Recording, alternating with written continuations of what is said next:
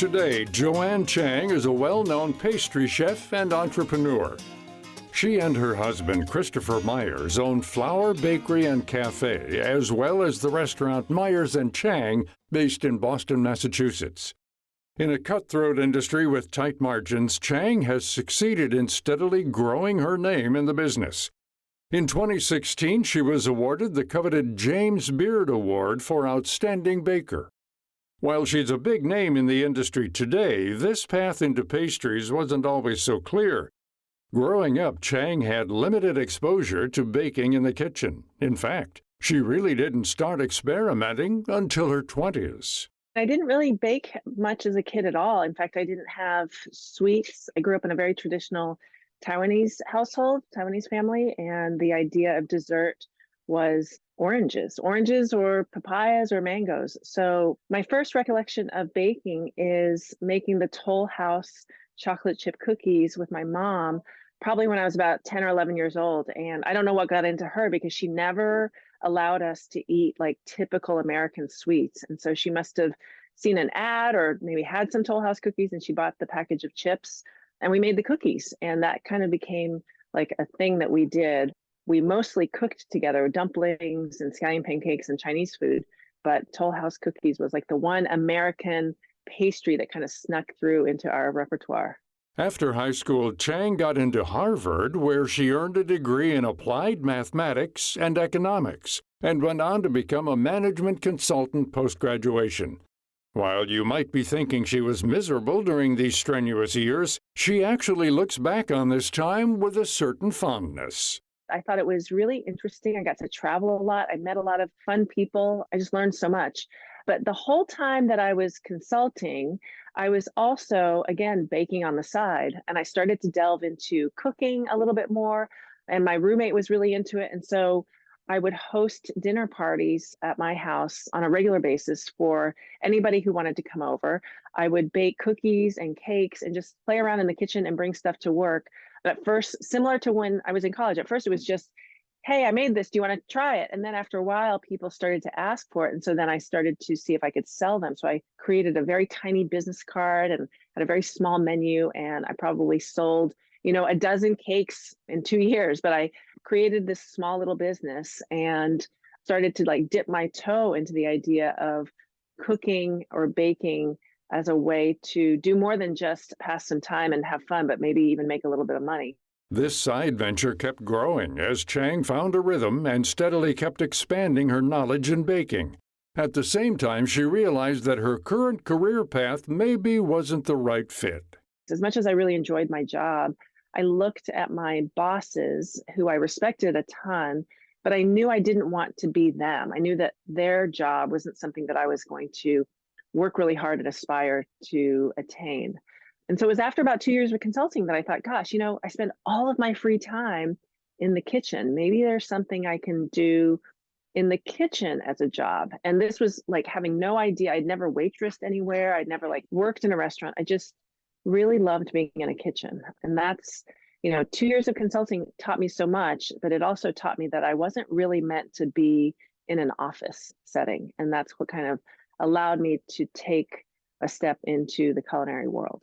At this point, you might guess that Chang would quit her job and head back to school. But instead of enrolling in culinary school, she opted for real-world experience in a professional restaurant kitchen.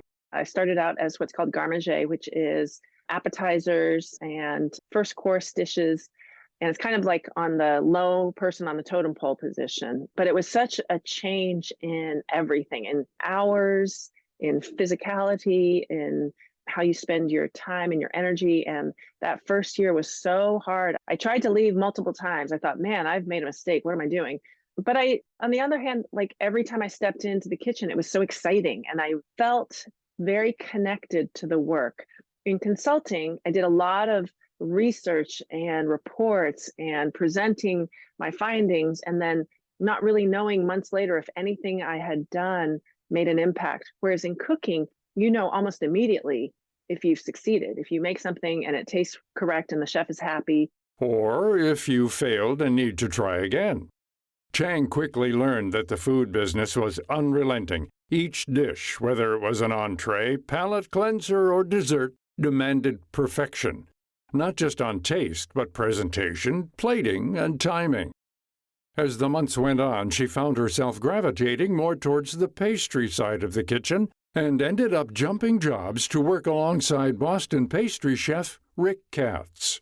I was very, very fortunate to work with some of the top chefs and pastry chefs in Boston and in New York, and that really helped me build a very strong foundation. After years spent learning from some of the best, Chang opened up Flour Bakery in 2000. Today, she has 9 locations across Boston and Cambridge, and the bakery is well known for its buttery pastries, decadent sticky buns, and many other offerings from sweet to savory. Chang credits her now husband, Christopher Myers, as the driver of the brand's growth. He had owned multiple restaurants and kind of understood how to take something from one and kind of keep growing it. And so he got involved after we started dating and was really able to help us focus like what works at the bakery and what is scalable, what allows us to replicate. And so he is the main motivation and impetus for us to open a second bakery. And then once we opened a second, the third and the fourth, and it just kind of kept following along. And the great thing about having your partner as a business partner as well as a life partner is that you have, at least for us, we have entirely aligned goals. Like we might not agree on everything all of the time. In fact, a lot of times we have very different opinions, but we both know that we're both wanting to make the business as strong as possible. While working together may not be conducive for a lot of couples, Myers and Chang are a well-oiled team. While she enjoys handling the food and creative vision, Myers excels on the entrepreneurial side. There are naturally ups and downs in the business, but Chang says she wouldn't change a thing. I sometimes, will talk to people who are trying to figure out the next step in their career or in life, and they're so hesitant to make the wrong decision. And I think you learn as the more decisions that you make and then you make wrong ones, you realize that there's no true wrong decision because you learn from every decision. And so even like the worst decisions, you learn from that. And it's really helpful to make sure that the next decision you make is a little bit better informed. So I'm not saying that you should just launch without thinking into your next thing, but to be fearful that there's this right path and this wrong path, I think holds a lot of people back. It's never too late to follow a passion or dabble in something new. To find out more about this topic and our guest Joanne Chang, visit viewpointsradio.org. You can learn more about Chang and Flour Bakery by heading to flourbakery.com. That's FLOUR bakery.com. For more behind the scenes, search Viewpoints Radio on Twitter and Facebook. This segment was written and produced by Amira Zaveri. I'm Gary Price.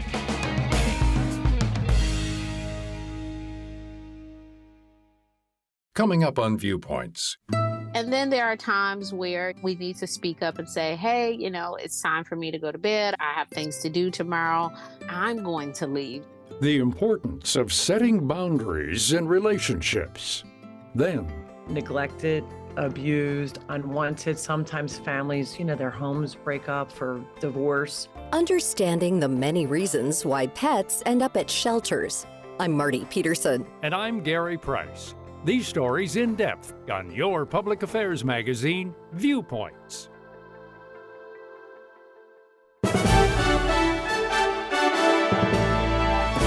And that's Viewpoints for this week. Follow us on Twitter, Facebook, and Instagram to learn more about upcoming shows and find a library of past programs on Apple Podcasts, Google Play, and Spotify. Plus, you'll always find previous segments and more information about our guests at viewpointsradio.org. Join us again next week for another edition of Viewpoints.